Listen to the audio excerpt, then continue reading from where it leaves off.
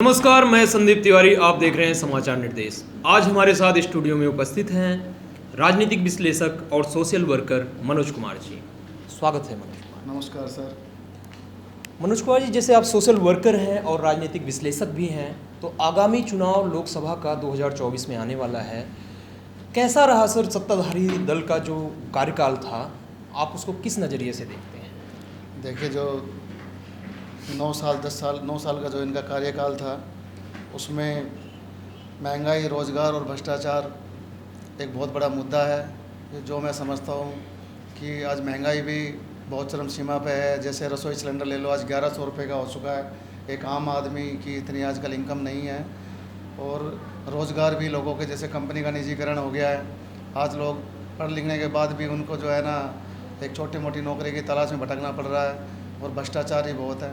तो मैं समझता हूँ ये एक बहुत बड़ा मुद्दा है जिस पे हमारी सरकार को ध्यान देने की ज़रूरत है। महंगाई, रोजगार और भ्रष्टाचार, तीन मुद्दे इन्होंने बताया कि ये बहुत बड़ी समस्या बनी हुई है हमारे देश की।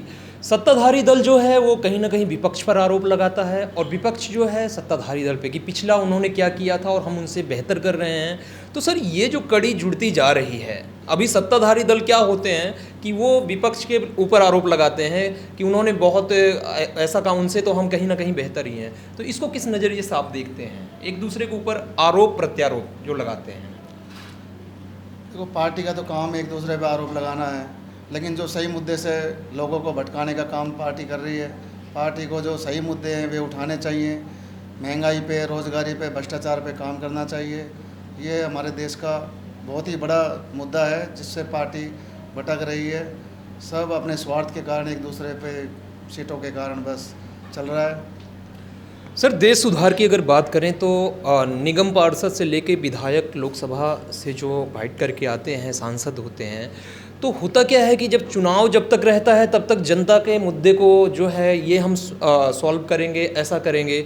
लेकिन चुनाव जीतने के बाद वो कहीं ना कहीं वो बिखर जाते हैं सारे मुद्दे और उन पर ध्यान नहीं दे पाते। जैसे कि आप भी पहले चुनाव लड़ चुके हैं, तो क्या मतलब कि होता है ऐसा कि चुनाव जीतने के बाद ये सारी चीज़ें, क्या उनके पास कोई दबाव होता है नेता के पास, या फिर क्या ऐसी बात होती है कि जो काम नहीं कर पाते हैं?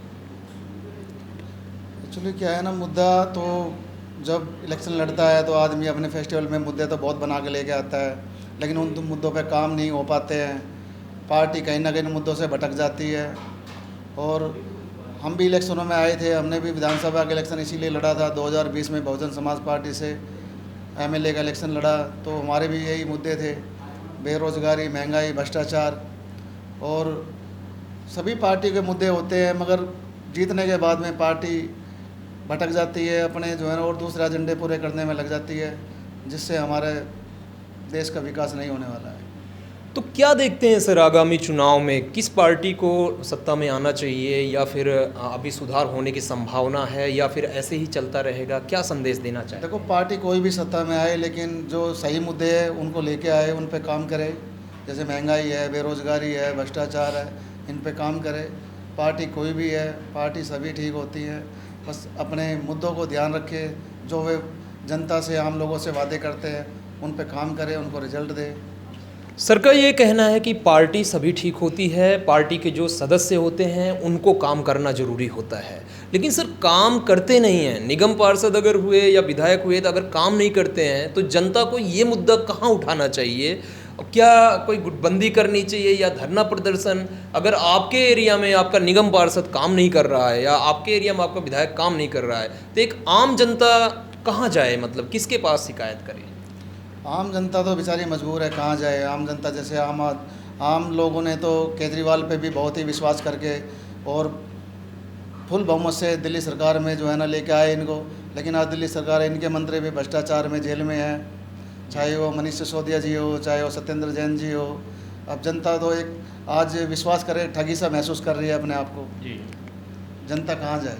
और जैसे कि आप पहले बहुजन समाजवादी पार्टी से ताल्लुक़ रखते थे और अभी भी जुड़े हुए हैं, वहाँ से अपने चुनाव भी लड़ा, और अभी आपकी पार्टी की जो स्थिति है उत्तर प्रदेश में खास करके अगर देखें, तो अब कहीं सुधार हो रहा है थोड़ा थोड़ा। तो 2024 में आप कहाँ देखते हैं अपनी पार्टी को, और क्या तैयारियाँ हैं?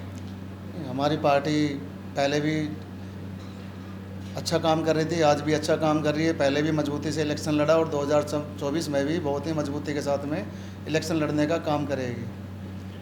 बात करते हैं सर न्याय प्रणाली की, तो कहीं ना कहीं हमारे देश में लोग 20 साल 30 साल तक केस फाइट करते रहते हैं, लड़ते रहते हैं। हाई कोर्ट के केसेस की बात कर रहा हूँ, सुप्रीम कोर्ट के भी कितने मुकदमे पेंडिंग हैं। जनता का ही टैक्स जाता है सरकार के पास।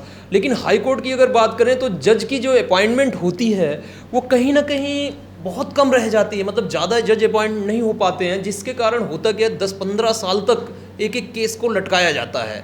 जबकि जनता ही टैक्स भर रही है, तो जनता को परेशान किया जाए। तो इस मुद्दे पर जो तत्कालीन सरकार है ये भी नहीं कोई ज़्यादा रवैया अपना पाई।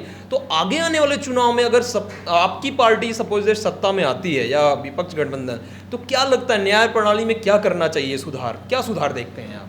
नहीं, हमारी पार्टी पहले भी सत्ता में थी तो कानून प्रशासन का एक डर था, लॉ एंड ऑर्डर को लोग मानते थे। सबसे पहला काम बहन जी ने लॉ एंड ऑर्डर पे ही काम किया, और ये तो आप सब लोग जानते हैं। हमारी जब पार्टी आई तो हमारी पार्टी काम की वजह से जानी जाती है। हमारी पार्टी कानून व्यवस्था को बेहतर बनाती है। जितने भी भ्रष्टाचारी थे या जितने भी ये आंदोलनकारी थे या जिस तरह की भी गलत गतिविधियां में जो लोग थे, उनमें एक डर का माहौल था, और हमारे बहन जी के राज में कानून व्यवस्था बहुत ही अच्छा काम कर रही थी। मेन मुद्दा है युवाओं को आगे आना पड़ेगा। आपका कहना यही है कि अगर देश को आगे बढ़ाना है तो युवाओं को आगे आना पड़ेगा। ये थे हमारे साथ मनोज कुमार जी, जो कि सोशल वर्कर और राजनीतिक विश्लेषक हैं।